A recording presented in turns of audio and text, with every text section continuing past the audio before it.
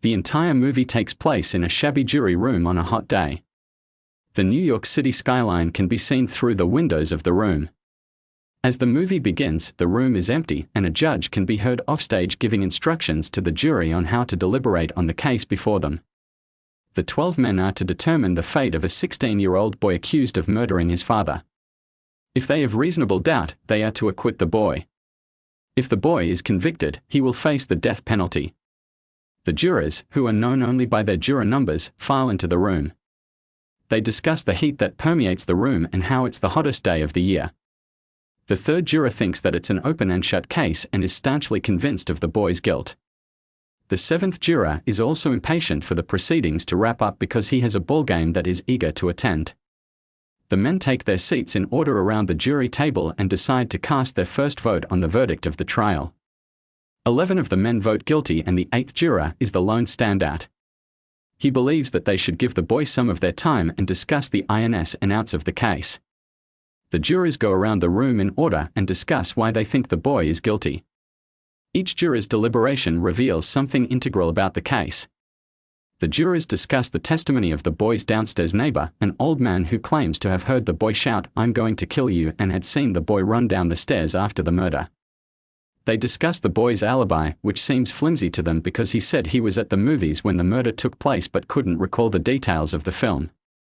They explore the testimony of the second witness, who claimed that she saw the boy murder his father through the windows of a passing train.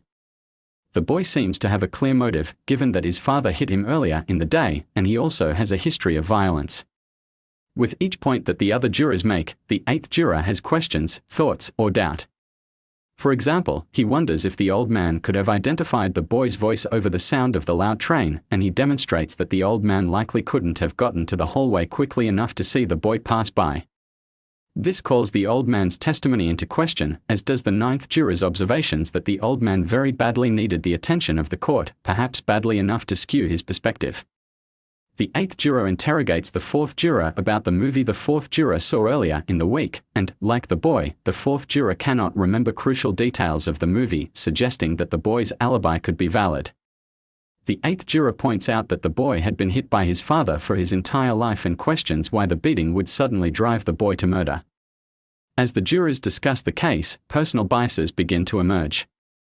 The third juror, a vocal advocate for a conviction, tells a story about his son, who he beat when he was young and who he is now estranged from. The 4th juror coldly states that people from slums are more likely to be violent, which offends the 5th juror, who grew up in a slum. The 10th juror makes racist statements throughout, and as the deliberation goes on, it becomes clear he is less interested in following due process and more interested in seeing the boy punished because of his race. Throughout the discussion, more and more jurors change their votes to not guilty.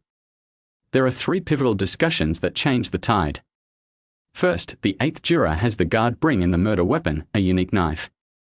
The prosecution argues at the trial that it was one of a kind, but the 8th juror produces an identical knife which he bought at a pawn shop close to the boy's home. The 8th juror makes the point that someone could have used a similar knife to kill the boy's father. Second, the 9th juror, noticing that the 4th juror has indentations from his eyeglasses on either side of his nose, remembers similar marks on the second witness's face. The 8th juror points out that, if the woman was lying in bed, she wouldn't have had her glasses on, making it unlikely she could have seen who killed the boy's father. The final turning point comes when there is only a single man voting for a conviction, the opposite circumstance from the start of the movie. The third juror angrily argues for the boy's guilt, saying he can feel the knife going in his own body. The 8th juror says that the boy on trial is not his son.